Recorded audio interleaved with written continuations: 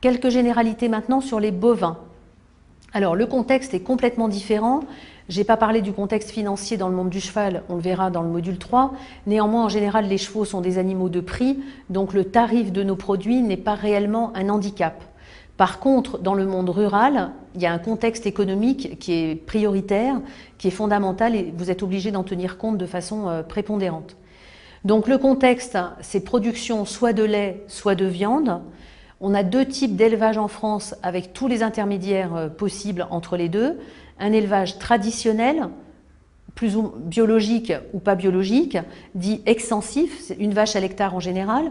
Et si la vache ne mange pas que dans les prés, elle va avoir des ensilages qui sont issus d'une production de la ferme, d'une production locale.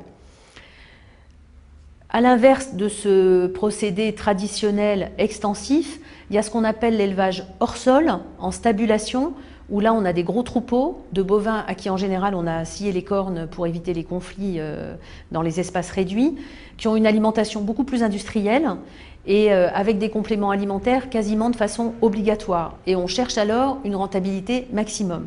C'est souvent le cas pour l'élevage laitier. Alors, à l'heure actuelle, on a beaucoup de problèmes en élevage laitier, essentiellement avec des germes, des virus ou des bactéries qui s'installent dans des exploitations et qu'on a beaucoup de mal à éliminer.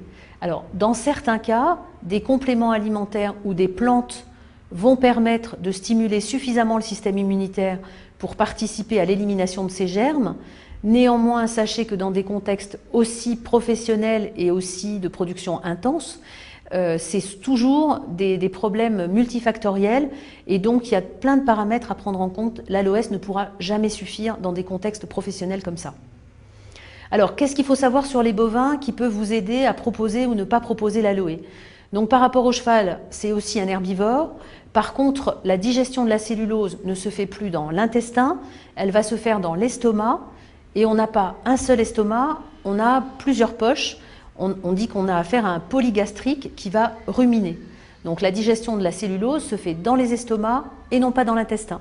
Le résultat est le même, les bactéries qui sont dans le rumen, une des poches de l'estomac, vont digérer la cellulose et la dégrader en molécules plus petites, en particulier des oses, et puis aussi vont contribuer à la synthèse de vitamines, donc à d'autres nutriments fabriqués à partir de la cellulose et qui vont nourrir le bovin.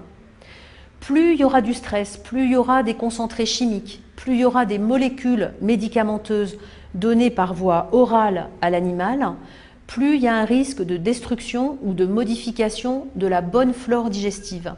Et c'est pour ça qu'une partie des carences ou une partie des problèmes d'élevage sont liés aussi à des effets secondaires de produits chimiques qui ont tendance à détruire la flore qui se trouve dans l'estomac des ruminants.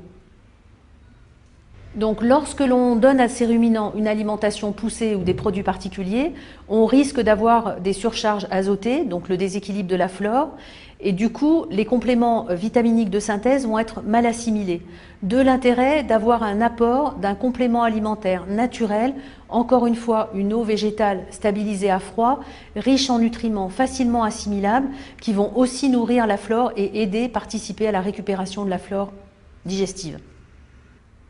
Alors, quel est l'intérêt de l'apport de pulpe d'aloe chez les bovins?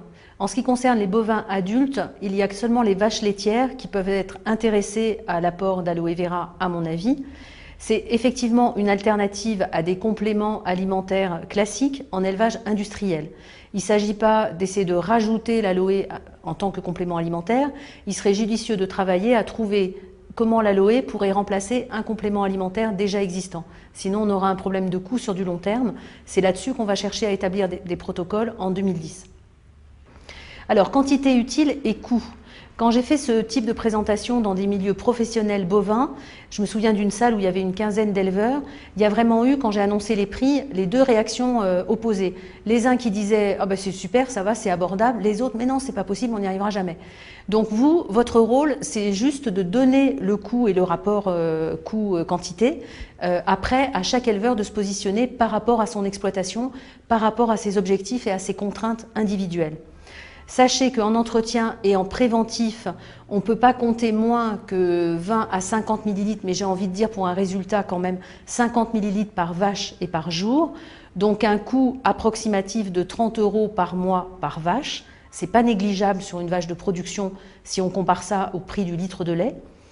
En curatif, c'est un peu comme chez les chevaux, on doit aller de 50 à 100 ml par jour sur 5 à 20 jours sur un cas aigu. Donc en moyenne, comptez 1 à 2 bidons par animal sur un problème particulier. C'est évidemment intéressant pour traiter tout type de plaie ou de dermite en attendant la consultation vétérinaire ou en complément des produits vétérinaires classiques. C'est très intéressant aussi, et on a vu plusieurs témoignages terrain, d'utilisation sur des lésions des trayons. C'est sûr que les vaches laitières qui sont soumises à la traite maintenant électrique 2 fois par jour, quelquefois, forcément, une fois dans leur carrière, plusieurs fois dans l'année, surtout en hiver, peuvent avoir des lésions au niveau des trayons. La formule animale et la gelée conviennent très très bien à la cicatrisation, sont compatibles avec les lotions de trempage, avec les autres soins qui sont faits à côté et peuvent permettre d'éviter de mettre localement des pommades antibiotiques ou avec des corticoïdes. Soin ombilique des veaux, ça fonctionne très bien. Soit la crème à la propolis, soit simplement la formule animale. Pareil, toutes les suites de castration des veaux mâles, la formule animale peut permettre de la cicatrisation sans utiliser un produit à base d'iode, à base de bleu de méthylène ou autres produits classiques, voire d'aluminium dont on sait maintenant que c'est assez contre-indiqué. Donc sur les bovins, j'ai envie de vous conseiller de restreindre la gamme aux 3 produits de cicatrisation majeurs que sont la formule animale référence 30, la gelée aloès référence 61 et notre aloès crème à la propolis référence 51. Cette gamme suffit pour l'usage bovin.